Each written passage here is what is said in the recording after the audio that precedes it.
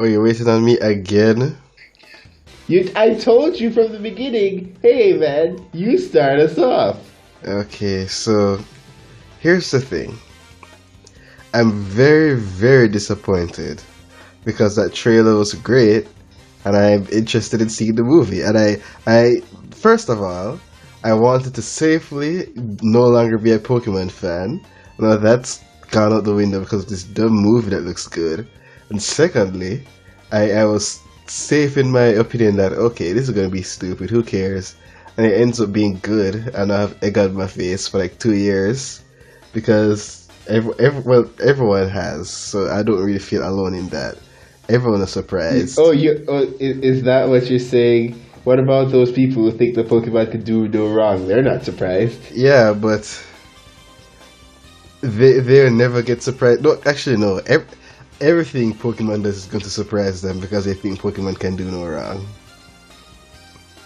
In a way, yes. In a way, I could also technically be right.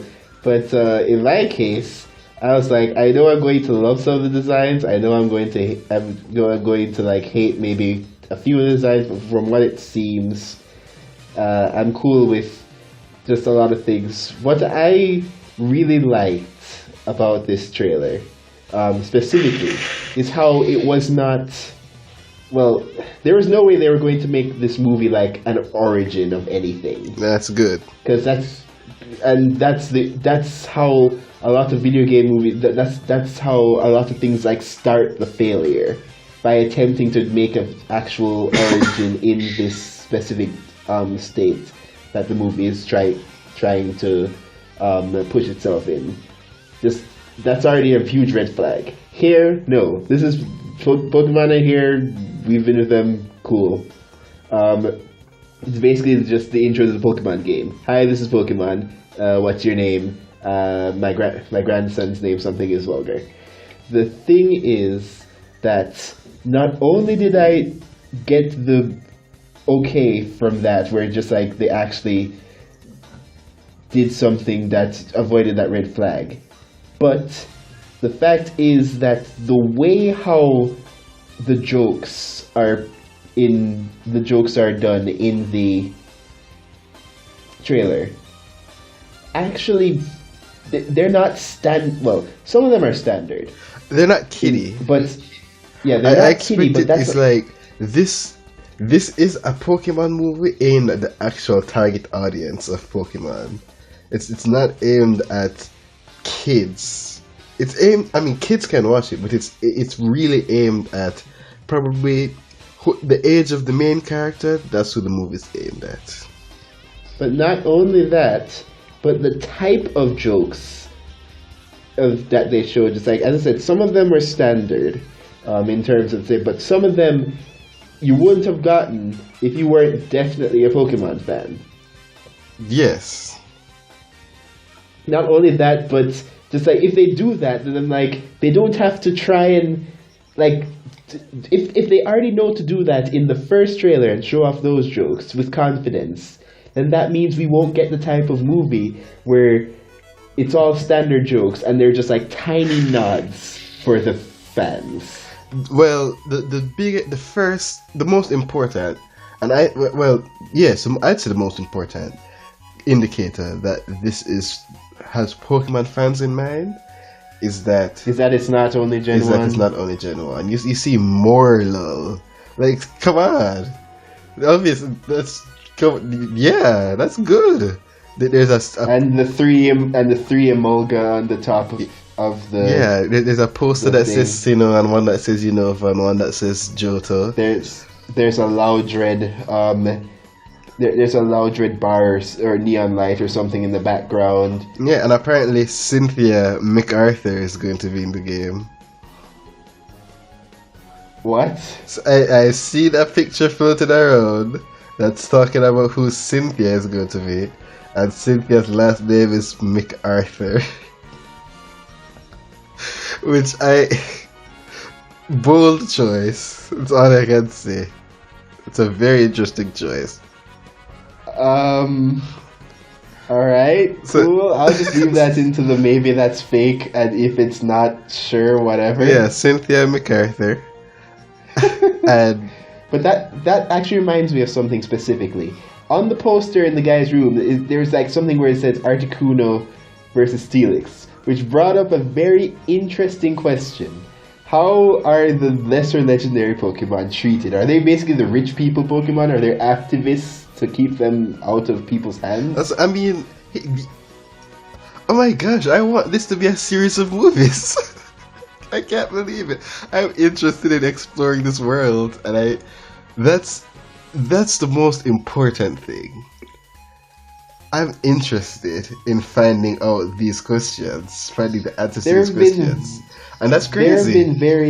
There have been very few trailers where the big establishing shot.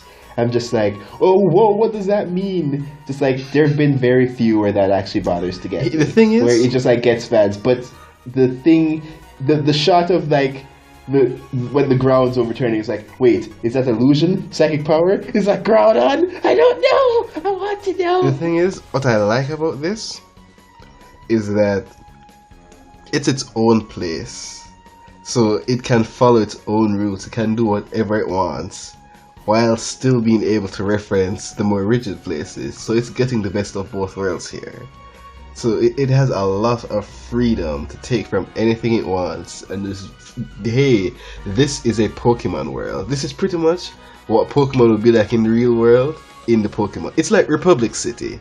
Republic City is pretty much the 1920s in Avatar Land, but there's still the rest of Avatar Land around the Republic City, so that they can pretty much do both.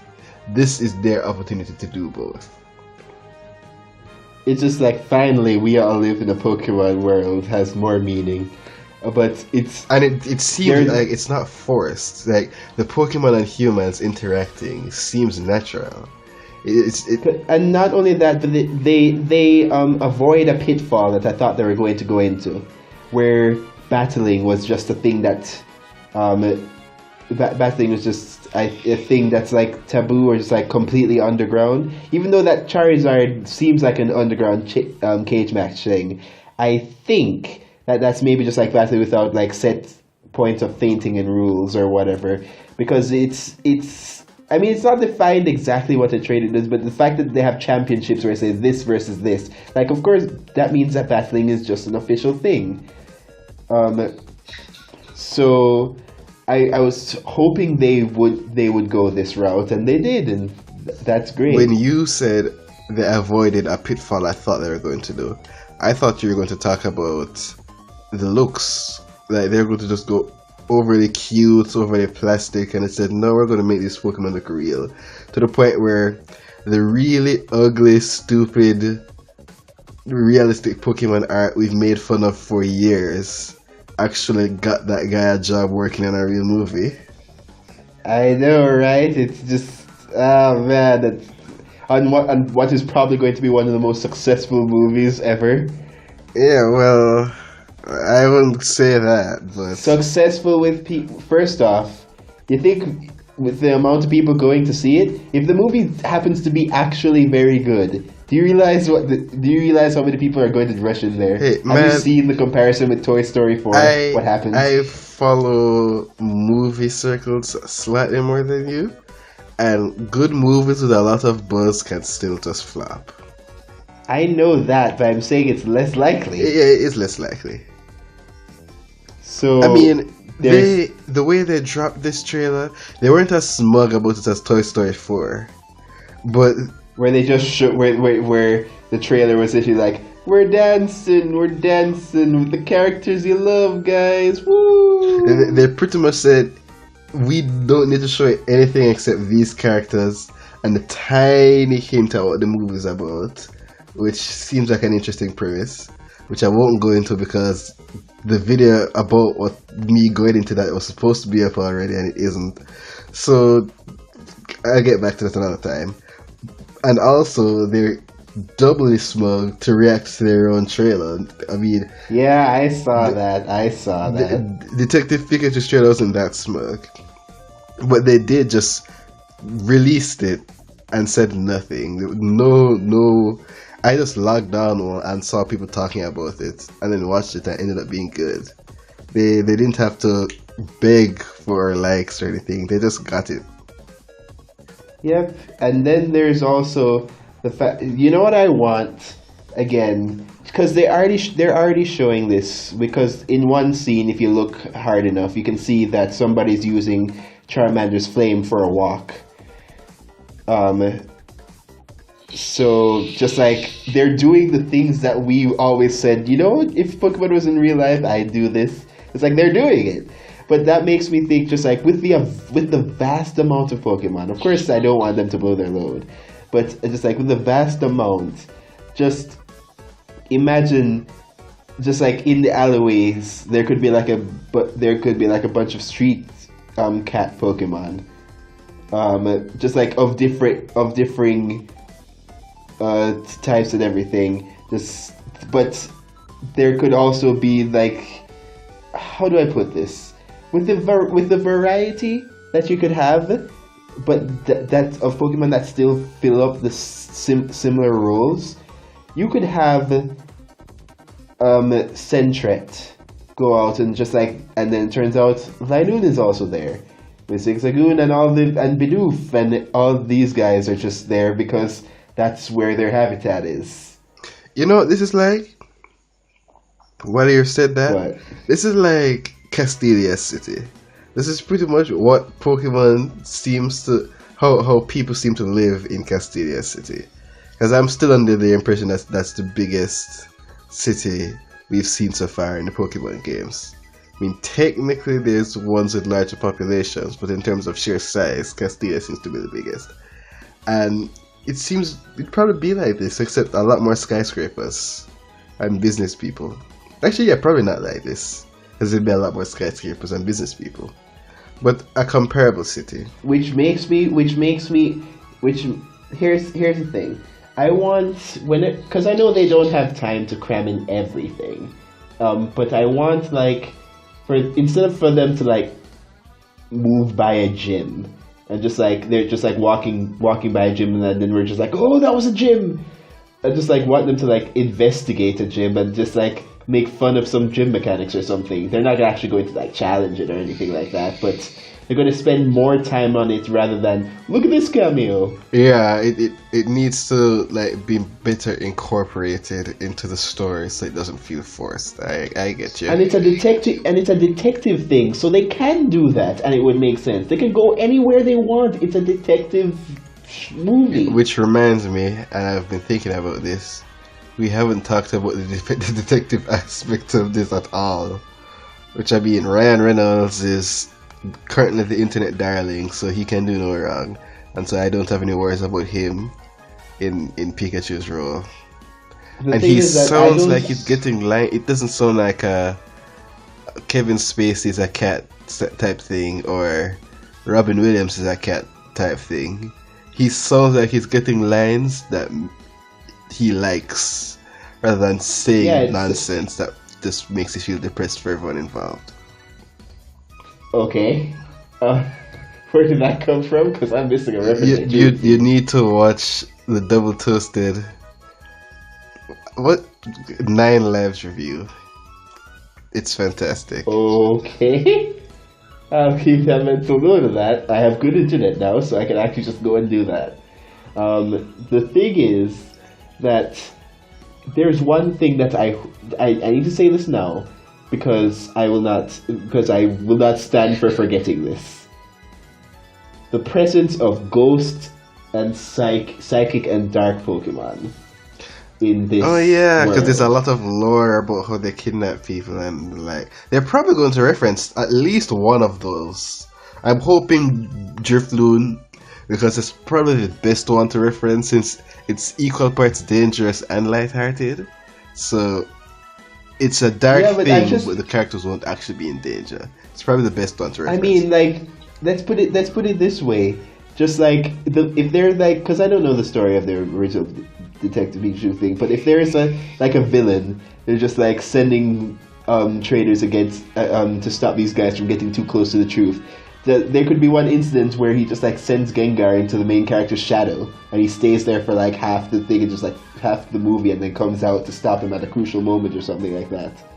Yeah. And like maybe in like the background, in the background you could see like his shadow just doing some random stuff, just like as like a kind of thing, or in cases because like bringing up Mr. Mime for example, just like is there going to be a hypno in this movie, and among other things, because I'm just thinking of the danger here, because you have to realize that they have to, in order for Detective Pikachu to work within its own setting as a game, they had to just like say that yeah, everybody has like complete control of what's going on here. We just like live with the Pokemon here, but nothing too bad's happening. But here they're going a bit more.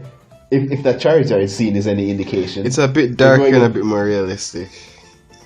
Exactly, which opens up the portal to some of those Pokédex entries.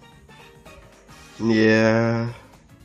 Of course, I don't want it to just. I don't. That's just it. I don't want them to just cram. Yeah, the that's movie filled with really this. they're going to have to. Unfortunately, they're going to have to go into this with a lot of restraint, where they're probably going to be better off dialing back the nonsense rather than indulging in it, because it could easily just overtake everything and become completely ridiculous. Yeah. And the problem is that I don't have any. I don't have any like idea of where things could go because I didn't play the game. I don't know. I don't. Yeah, me neither. So because I just didn't care. Maybe it's fun. Who knows? I hear people liked it, but the puzzle aspect was, simple. So it just they liked the story and the setting, but the actual game part of the game was I hear. But that just like apart from seeing like our favorite Pokemon, just like being there, like there could be a scene where they're like trying to hide behind bushes or whatever because they're detectives and they accidentally hide behind a Sudowoodo. Yeah. Or just like if a Buffet shows up in any capacity, people will lose their minds. Even though I'm not sure how they're going to. Well, of course they're not going to give Buffett hair. I see the argument for Jigglypuff, but there's not going. Buffett is a punching bag. That's the point. It's a dummy. Yeah. But just among things, of course, I want the Sneasel in there. I wonder how its weird air growth thing is going to be added, is going to be like rendered. If it's going to be there, but there's so many. Oh my god! You know what I realized? If they put the Gardevoir in this movie, everyone's gonna lose their minds. Oh no! And they're gonna put Gardevoir in the movie. Okay, final points. Let's both predict what Pokemon are definitely showing up. That's going to be very hard because for once in my entire life, I can't actually. Just like for when I usually put these movies, I like keep safe.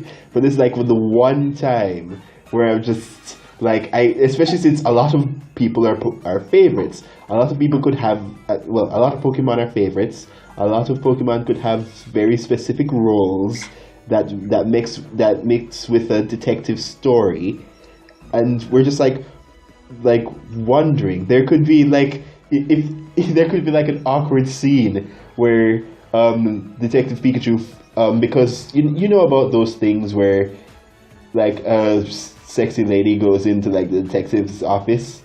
There could be like a parody of that scene except with a Lopunny. Yeah, that's true. So there's but just I'm still going to predict. Okay, you go for it. All three of the cancer starters. Eevee. Wait, why did you? What do you mean predict? They're already all in there. All three of them are already in the trailer? Yes. Is Eevee already in the trailer? No, I haven't seen it. The thing is, I'm wondering if Lucario was. Because if not, then Lucario is definitely going to be in the movie. I would also say Blaziken. Because there's going to be a battle scene and Blaziken's going to be in it. Oh my god, I just realized. What if they walk... What? I'm sorry, stick a pin. Like, what if they walk by the Church of Arceus? Oh my gosh. That sounds... I mean, I'm sure it burned them to not do it, but I don't think they're going to do it. But they did want to so bad. You know what they're going to do? They're going to have a nun. And it's obvious the nun's going to be an Arceus nun, because who else would it be? But they're not going to mention it. Oh my gosh, there's so much that could happen. Yeah. But yeah, there's going to be Gardevoir, absolutely. Yeah. I can't make any promises for any. Oh, yeah. You know how important Greninja has become in the franchise. That Greninja was front and center in the trailer. Yeah, I mean, they seem like assassins after the big characters. Yeah, Greninja seems to be single-handedly representing all of Gen 6 in terms of starters. Single-handedly representing all of Gen 6 in terms of Pokemon. Actually, no, there's a Flababy hidden in the trailer. No, I'm talking about within the wider franchise, not just this movie. Oh dear. Oh man. But better than Gen 2 with no one. Oh, was there a Gen 2 Pokemon? I'm sure there must have been one flying Steelix. around or something. Well, they referenced Steelix, yeah. Oh. Here's the thing. And this will be my final point, because this is going on too long. Well, not really too long, but it's going on. I'll just end. Okay. Pokemon, Game Freak, and I'll say this all the time, any chance I get. Game Freak hates Gen 2 and Gen 5. They hate those two gens. If you look at anything, those two are always the least represented. You look at the Megas. There are a million Megas from Gen 1 and Gen 3. There's nothing from Gen 2 and Gen 5. Nothing, I mean, comparatively. I mean, I think that's more... Well, in Gen 3's case, that's more a product of the game it was going from, so... Well, no, there are a bunch of Gen 3 stuff before RIS came out. But I do think it played a part. Mm-hmm. Alright. In my last point is that they need to enter a cave with Zubats. Oh, yes. The reason they need to, they're going to. Oh, man. And I really hope a Smeargle shows up and a Sneasel does not. You son of a...